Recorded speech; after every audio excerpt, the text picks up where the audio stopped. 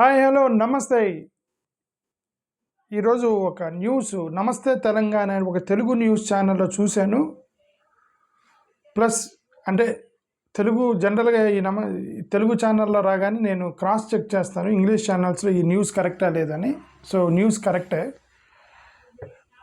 ఇదేంటంటే మనకు తెలుసు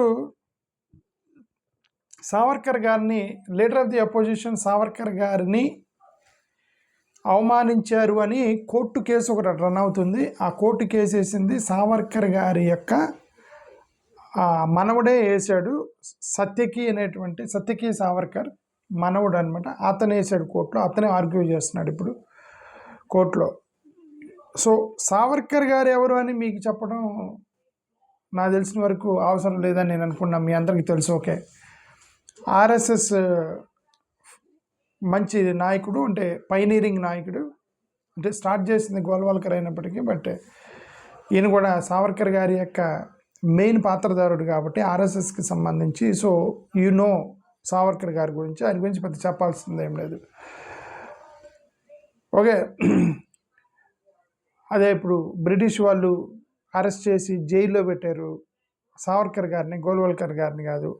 సావర్కర్ గారే మెయిన్ నాయకుడు. స్టార్ట్ చేసింది గోల్వాల్కర్ అయినా ఆర్ఎస్ఎస్కి ప్రధాన నాయకుడు సావర్కర్. సో ఈ సావర్కర్ గారు ఎక్కడ ఫేమస్ అంటే, ఈ అపోజిషన్ వాళ్ళు ఎక్కువగా మెర్సీ పిటిషన్ వేశారు, మెర్సీ పిటిషన్ రాశాడని చెప్పేసి వీళ్ళు ఎక్కువగా కామెంట్ చేస్తున్నారు కదా అపోజిషన్ వాళ్ళు. ప్లస్ కర్ణాటకలో కూడా ఒక కాంట్రవర్సీ వచ్చింది. సావర్కర్ గారి మీద ఒక టెక్స్ట్ బుక్లో ఒక చాప్టర్ పెట్టారు కర్ణాటక బీజేపీ గవర్నమెంట్ ఉన్నప్పుడు. సావర్కర్ గారు పుష్పక విమానం ఎక్కి అండమాన్ జైల్లో ఉన్నప్పుడు పుష్పక విమానం ఎక్కి అలా దేశం మొత్తం తిరిగేసి మళ్ళీ సాయంత్రానికి జైలుకు వచ్చేవాడు అని చెప్పి పుస్తకంలో రాశారు. అది బాగా కాంట్రవర్సీ అయింది అది. ఓకే, ఎందుకు రాశారు ఇవన్నీ కూడా అని అంటే, ఊరికే రాసాం పిల్లలకి నేర్పించడానికి అని చెప్పారు. మరి వాళ్ళ పిల్లలు నిజం అనుకుంటారు కదా. సో ఈ కాంట్రవర్సీ మీకు బాగా తెలుసు. సో ఇది సావర్కర్ గారు మీకు పెద్దగా ఇంట్రడక్షన్ అవసరం లేదనుకుంటున్నా. అంటే ఇదంతా ఎందుకు చెప్పారంటే, సావర్కర్ గారు చెప్పిన మాటకి ఎక్కువగా వాల్యూ ఇస్తారు ఆర్ఎస్ఎస్ వాళ్ళు. అందుకని దాని గురించి మాట్లాడుతున్నాం. ఈ ఆర్టికల్ సారాంశం ఏంటంటే, గోమాతని పూజ చేయటం అనేది అశాస్త్రీయమని, ఆవును కేవలం ఒక జంతువుగానే చూడాలి అని సావర్కర్ గారే తన పుస్తకంలో రాశారని సావర్కర్ గారి మనవడే కోర్టుకి చెప్పాడు ఈరోజు. ఇది స్టోరీ. నేను ఆ స్టోరీ చదువుతాను, వినండి ఒకసారి.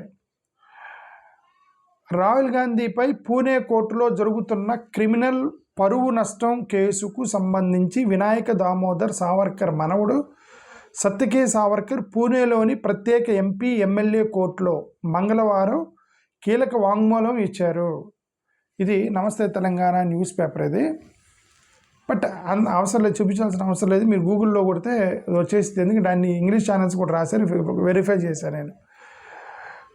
ఓకే, ఆవును దేవుడిగా లేదా గోమాతగా పూజించటం అనేది మానవత్వానికే కాకుండా దైవత్వ భావనకే అవమానమని, దాన్ని కేవలం ఒక ఉపయోగకరమైన జంతువుగా మాత్రమే చూడాలని సావర్కర్ తన పుస్తకంలో స్పష్టంగా రాసినట్టు ఆయన అంగీకరించారు.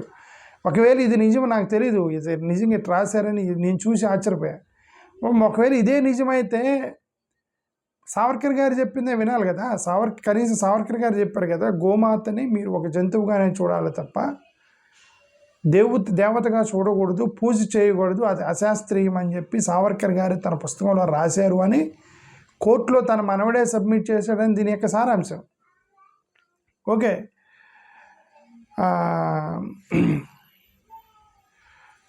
ఇంకేమని రాశారు. కాంగ్రెస్ నేత రాహుల్ గాంధీ లండన్లో తన తాతపై వివాదాస్పద వ్యాఖ్యలు చేశారంటూ సత్యకి దాఖలు చేసిన పరువు నష్టం దావా విచారణ సందర్భంగా విషయాలు బయటకు వచ్చాయి. ప్రత్యేక జడ్జి అమోల్ షిండే సమక్షంలో రాహుల్ గాంధీ తరపు న్యాయవాది మిలింద్ పవార్ సావర్కర్ రాసినటువంటి పుస్తకం విజ్ఞాన వినష్ట వినబంధ అనే పుస్తకాన్ని కోర్టు ముందుంచాడంటే, కోర్టుకి సబ్మిట్ చేశాడట రాహుల్ గాంధీ లాయరు. ఈ పుస్తకాన్ని సావర్కరే స్వయంగా రాశారని, ఆవును పూజించే భావనను ఆయన తీవ్రంగా వ్యతిరేకించారని సత్యకి అంగీకరించారు. ఆవు మనకి ఎంతగా ఉపయోగపడుతుందో కుక్క, గుర్రం, గాడిద వంటి ఇతర జంతువులు కూడా మానవుకి అంతే ఉపయోగకరమని, వాటిని ఎలాగైతే పూజించకుండా కేవలం రక్షిస్తామో ఆవును కూడా అలాగే కాపాడాలి తప్ప పూజించకూడదని సావర్కర్ తన పుస్తకంలో రాసినట్లు తన మనవడు కోర్టులో అంగీకరించాడు. ఎందుకు అంగీకరించాడంటే సావర్కర్ గారు రాసిన పుస్తకాన్ని రాహుల్ గాంధీ లాయర్ తీసుకెళ్ళి కోర్టుకి ఇచ్చాడు. ఎందుకు సావర్కర్ గారు రాశారు ఇట్లా అని. అది సారాంశం. ఓకే. అలాగే ఆవు శరీరంలో 33 కోట్ల మంది దేవతలు కొలువై ఉన్నారని ప్రచారాన్ని సావర్కర్ తప్పుపట్టారు.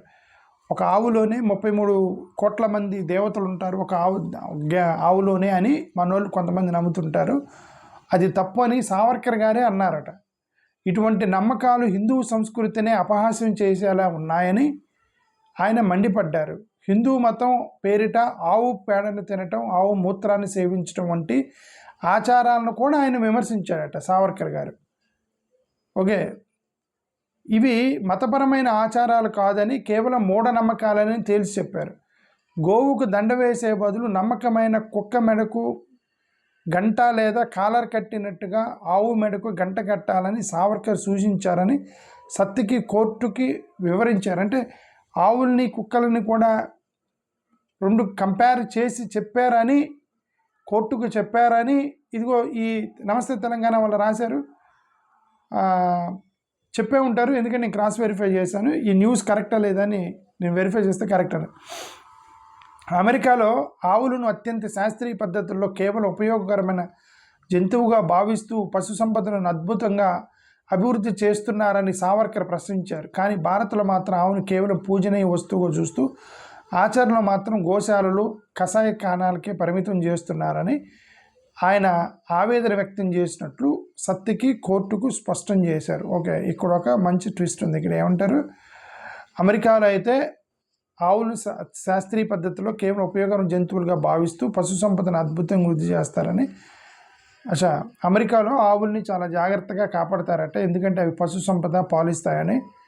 కానీ భారతదేశంలో వాటిని దేవతలుగా చూస్తున్నారు. అంతా అయిపోయిన తర్వాత కషాయ కాణాలకి అంటే ఏమంటారు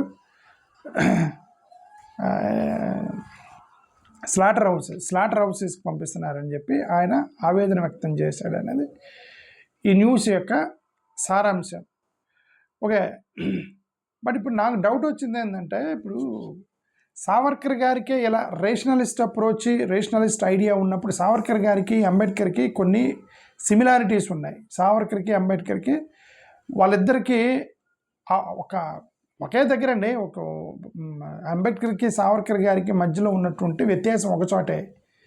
అదేంటంటే క్యాస్ట్ కులం దగ్గర. అంబేద్కర్ గారు ఏంటంటే కుల నిర్మూలన చేయాలన్నాడు, మొత్తం చేయాల్సిందే అన్నాడు. సావర్కర్ గారు అన్నారు హిందూ మతానికి వర్ణ వ్యవస్థ అనేది అది పార్ట్ అండ్ పార్సల్ ఆఫ్ భాగం అది హిందూ మతంలో. సో దాన్ని ఎలిమినేట్ చేయడం కుదరదు. అంటే ఈ బ్రాహ్మణ, క్షత్రియ, వైశ్య, శూద్ర అనేటువంటి ఆ వర్ణ వ్యవస్థ ఏదైతే ఉందో దాన్ని ఎలిమినేట్ చేయడం కుదరదని సావర్కర్ గారు అన్నారు. అంబేద్కర్ గారు తీసేయాల్సిందే అన్నారు. ఈ ఒక్క పాయింట్ తప్ప ఇద్దరు కొద్దిగా సిమిలర్గానే రేషనలిస్ట్గా మాట్లాడారు. అంటే నాకు తెలిసిన వరకు అంటే ఈ క్యాస్ట్ ఫీలింగ్ అదంతా ఉండకూడదని సావర్కర్ గారు అన్నారని, సావర్కర్ గారు నాన్ వెజ్ తింటే తప్పేంది అన్నారని చెప్పేసి ఎవరో ఒక ఆయన పార్లమెంట్లో మాట్లాడితే అది గొడవైందని. సో ఇవన్నీ కూడా ఏదో ఒక రకరకాల స్టోరీస్ అని కొంచెం రేషనలిస్ట్ అప్రోచ్ సావర్కర్లో ఉంది. మరి అంత మూఢతత్వంలో ఉండేవాడు కాదు సావర్కర్. రేషనలిస్ట్ అప్రోచ్ కొంచెం అంబేద్కర్ యొక్క ఆలోచనలకి అంగీకరించేవాడు కొన్నిటిని అని వాళ్ళు చెప్తున్నారు. ఆర్ఎస్ఎస్ వాళ్ళు ఎలాగో ప్రచారం చేస్తున్నారు అంబేద్కర్ కూడా మావోడే. ఆర్ఎస్ఎస్ వాళ్ళు ప్రచారం చేస్తున్నారు అంబేద్కర్ మావోడే, మీరు అంబేద్కర్ని ఫాలో అవ్వాలి, అంబేద్కర్ సావర్కర్ ఒకటే అని వాళ్ళే ప్రచారం చేస్తున్నారు. బట్ మేము అపోజ్ చేస్తున్నాం ఏంటంటే ఆ ఒక్క పాయింట్ అదే అంబేద్కర్ అడిగినది కుల నిర్మూలన చేస్తే దాన్ని ఇంక సేమ్ అయిపోతారు. ఇప్పుడు ఆర్ఎస్ఎస్ భారతీయ జనతా పార్టీకి అంబేద్కర్ జనతా పార్టీకి తేడా ఉండదు. ఒకే ఒక పాయింట్ దగ్గర తేడా ఏంటి, కుల నిర్మూలన ప్లస్ వర్ణ వ్యవస్థ కంటిన్యూ అవ్వాలి, వర్ణ వ్యవస్థను తీసేయాలి, రెండే పాయింట్ దగ్గర. Otherwise Ambedkar Janata party and Bharatiya Janata party same like Savarkar and Ambedkar is same. At one point they are differed, that is annihilation of the caste. కుల నిర్మూలన జరగాల్సిందే అనే పాయింట్ దగ్గర వీళ్ళిద్దరికీ ఆ పాయింట్ ఉంది అనేది నాకు ఒకటి అర్థమైంది. ఓకే. అయితే వీళ్ళిద్దరు కొన్ని సిమిలారిటీస్ ఉన్నాయి. ఏంటి అని అంటే సావర్కర్కి అంబేద్కర్కి మూఢనమ్మకాలను వ్యతిరేకించారు. ఏం కూడా సావర్కర్ కూడా మూఢనమ్మకాలను వ్యతిరేకించాడు. రేషనలిస్ట్ థింకింగ్ ఇద్దరిలో ఉంది 100%. రిలీజియస్ కస్టమ్స్ అనేవి ఇంకా ఈయన కూడా సావర్కర్ గారు కూడా కొన్ని హిందూ రిలీజియస్ కస్టమ్స్ని ఆయన విమర్శించాడు. అట్లా చేయడం కరెక్ట్ కాదు అది అని. అదే ఇంకా once they are rationalist thinking, ఒకసారి రేషనల్ భావజాలం ఉన్నప్పుడు ఈ మూఢనమ్మకాలని తుమ్మిదే పోకూడదు ఇవన్నీ కూడా వ్యతిరేకిస్తారు. ఓకే, అదే ఆడపిల్లలకి మన పెళ్లి చేయకూడదు, ఆడపిల్లలు చదువుకోకూడదు, ఎన్ని మూఢనమ్మకాలన్నింటిని వ్యతిరేకిస్తారు రేషనలిస్ట్ థింకింగ్ ఉంటే. Savarkar has that rationalist thinking అని చెప్పేసి మనకు ఒకటైతే అర్థమవుతుంది. బట్ దిస్ పాయింట్ ఏది ఈ ఒక్క క్యాస్ట్ పాయింట్లో that is the main point. ఇవన్నీ ఒప్పుకోకపోయినా ఆ ఒక్కటి కనుక మీరు ఒప్పుకుంటే అసలు ఇదంతా అవసరం లేదు. అంబేద్కర్ గారు ఆయన ప్రత్యేక పార్టీ పెట్టేవాడు కాదు. అంబేద్కర్ గారు మీతో అసలు కొట్లాడేవాడు కాదు. మేము ఇది ఈ పార్టీ పెట్టేవాళ్ళం కాదు, ఏడీఎస్ పెట్టేవాళ్ళం కాదు. ఆ ఒక్క పాయింట్ ఉంటాయి మెర్జీ చేసేవాళ్ళు. భారతీయ జనతా పార్టీ, అంబేద్కర్ జనతా పార్టీ రెండు మెర్జీ అయిపోతాయి ఎప్పుడు ఈ ఒక్క పాయింట్ వదులుకుంటే. ఏ పాయింట్ ఒప్పుకోవాలి? బీజేపీ వాళ్ళు కుల నిర్మూలనకి ఒప్పుకోవాలి. వాళ్ళ యొక్క బీజేపీ ఆర్ఎస్ఎస్ వాళ్ళ యొక్క సోషల్ మీడియాలో కుల నిర్మూలనకి సాధ్యం కాదు అని వాళ్ళు మాట్లాడుకుంటున్న దాన్ని తీసుకొని పవన్ కళ్యాణ్ గారు కూడా మన ప్రసంగం ఇచ్చారు. అంబేద్కర్ గారు ఆశపడ్డట్టు కుల నిర్మూలన సాధ్యం కాదని. అంటే సాధ్యం అయింది కానీ సాధ్యం కానివ్వరు వాళ్ళు. ఆ కుల నిర్మూలనకి ఒప్పుకోవట్లేదు అనమాట. ఆ ఒక పాయింట్ ఒప్పుకుంటే Ambedkar Janata party and Bharatiya Janata party same. ఆ ఒక పాయింట్ ఒప్పుకుంటాయి. ఆ పాయింట్ వాళ్ళు ఒప్పుకోరు. ఈ రెండు ఒకటి కావు. They are our opponents, we are their opponents. మనం ఎన్నికలకి ఈ పోటీకి వెళ్తాము. మీరందరూ మాకు ఓటేయండి, వాళ్ళకి ఓటేస్తారు. ఓకే, మనం చెప్పే మన ప్రత్యర్థులు వాళ్ళేనని. ఓకే, థ్యాంక్ యూ, నమస్కారం.